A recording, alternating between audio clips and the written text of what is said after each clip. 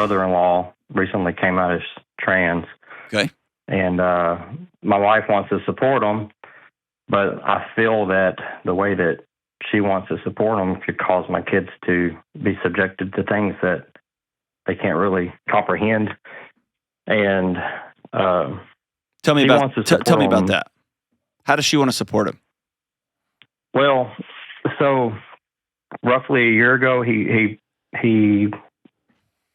made posts on Instagram showing that he enjoyed wearing women's clothes. And then roughly a month ago or so, he made a post on Facebook showing that coming out as trans. And so I'm kind of wondering if he's going to start. Well, did he now give a new name? Does she have a new name now that she wants to go by? No, that's the thing. It's a little confusing to me. Okay. Because I say he, but she hasn't given a new name or anything. Okay. And I still call him. Well, I'm not going to say the name out loud, but I still call him the same name. Sure. And they respond to it, and we talk, and we have a good relationship. As brother-in-law to brother-in-law. Sure. Or sister-in-law. Does this person? Yeah, and here's the deal. Right now, when you're talking to me, just know it's a confusing thing, and nobody here on this phone call is going to beat you up for trying to figure out somebody you knew for a long time.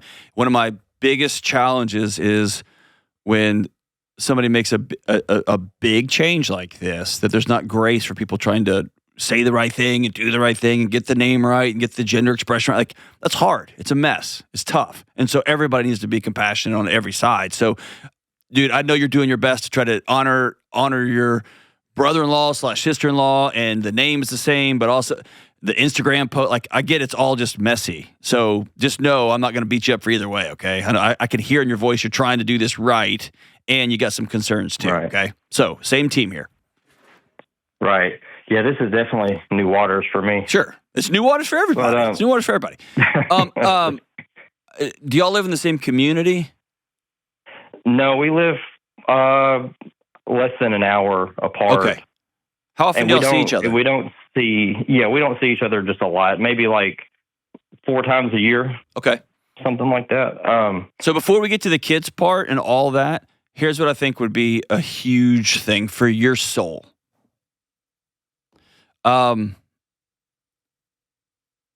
Because I don't have a name and I don't have good context, I'm trying to honor everybody here. You called in about your brother-in-law, so I'm not trying to name shame anybody. I'm just going to call him your brother-in-law, okay? Because I don't have any other context here. I would call your brother-in-law, or if she prefers to be called your sister-in-law, I'd call this person and let's set up a lunch together. Like, you drive half, I'll drive half. And here's what we're doing. We're just listening to the story, because all you have right now is some phone calls and Instagram posts. And what I want to do is put my eyes on you, see how you're doing. And let's get to the human being behind the social media posts and behind all of the political rhetoric that's gone on the last 8 years and still going on now. Does that make sense? Yeah, it makes total sense. Because here's what's happened. I don't want to assume anything here, and I don't want to jump into anything. That's right. On either side, you don't want to just be like, all right, whatever, because you're worried about your kids, and I'll address that in a second, and you don't want to be not compassionate, and even just a list of questions like, hey, how do I best love you? What do you want me to call you? Like, please have some grace with me when I mess this up. Like, it's putting all that out on the table, right? Because of the political landscape on both sides over the last decade or so, the moment somebody says a thing, they're instantly thrown into a group, right? Take transgender out. That's just such a third rail topic right now. The moment you buy a Tesla, well, it used to mean you were a super liberal. Now it means you're a super, right? Like, we just are so intent on categorizing everybody instantly, as fast as we possibly can, to decide every single variable in their life.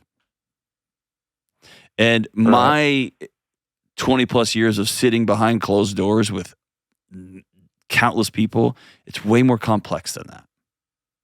Right? And so, like, man, getting at a table at a diner in in Arkansas somewhere and saying, dude, tell me what's going on. Tell me about your life. And tell me about your journey. I'm just here to listen. Is a great place to start. That sounds like a good idea. I think it's probably my best next action, I guess. And can I tell you what you're going to find out here? If this person sits down with you and you're like, man, this caught me off guard, and they drop their shoulders and say, yeah, this is a big one, then you're talking to somebody who is graceful and compassionate and who has been hurting inside and extends you the same grace they wish people had extended them.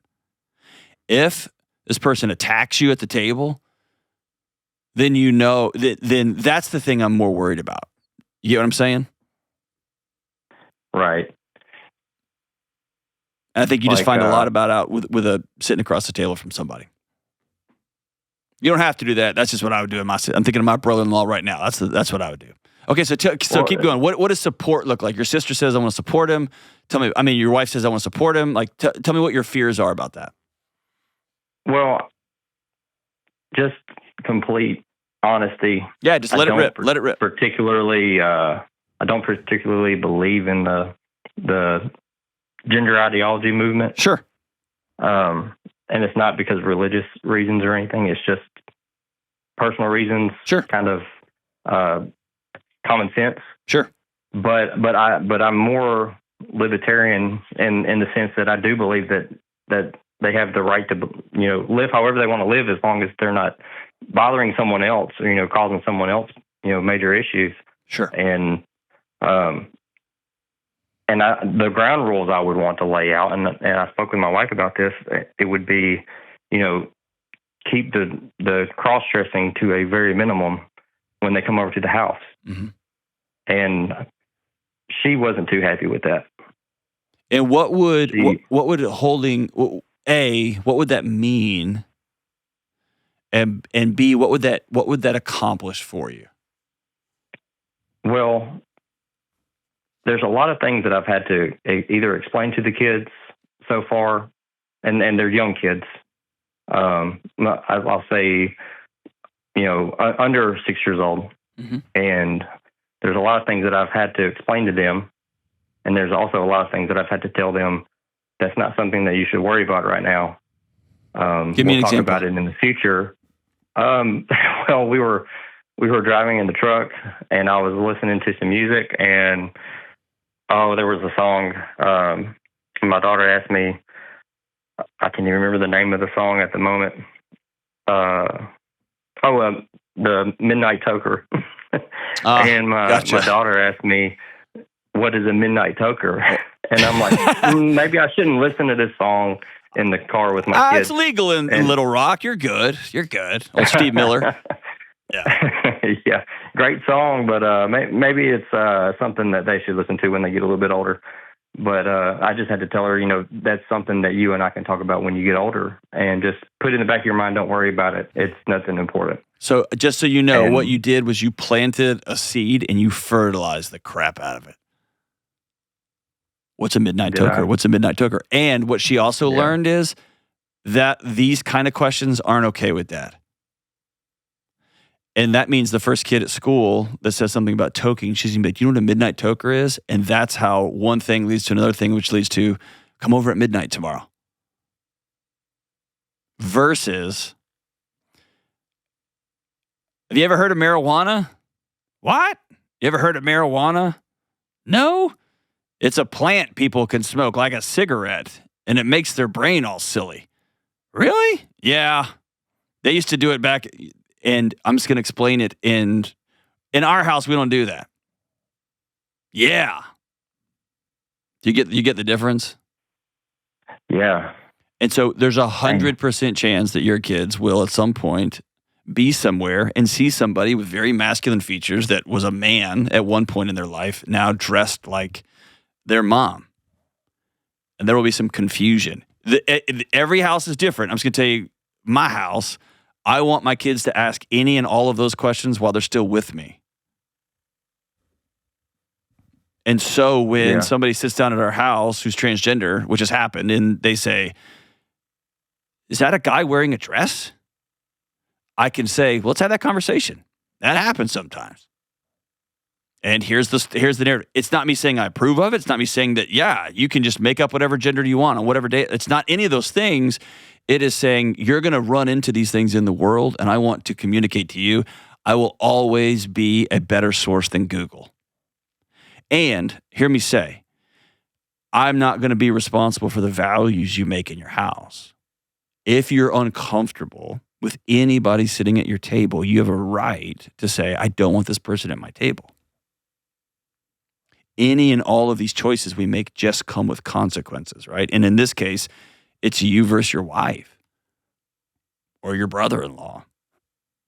I think a lot of this smoke is cleared by sitting down and having a conversation. And just exhaling and saying, dude, it's gonna be weird if you show up at my house in a full dress, in full makeup, because I know you as my brother-in-law. We fixed the car together. We've done these things together, and this person may say, all that stuff will still be true. I'll still be with the car. I'm still good at. You get what I'm saying? Yeah. But I don't want you to get off this phone call with trying to import my set of values. Okay. I want you to. No, but you make a lot of good points. I feel like maybe I've got this preconceived notion already, and instead of just hitting this head on, I'd rather just push it to the side and just try not deal with it or not bother with it. But I need to go eat lunch. Yeah, bro. If you have a conversation. If all of us, myself included, would navigate the world like you did with what you just said, I think we'd have a radically different world. A radically different world. That may be the most courageous, brave, and heroic thing I've heard in a long time. Maybe I just need to go have lunch with them, whoever they happen to be. Republicans, Democrats, people on the other end of the aisle, somebody who's identifying as transgender now after being my brother-in-law for all these years, somebody who's, as a previous caller, somebody who's covered up in tattoos, somebody who's not, somebody from California versus somebody from Texas. Maybe I should just go have lunch with them. That's how we change this whole thing, guys. That's how we get hope back.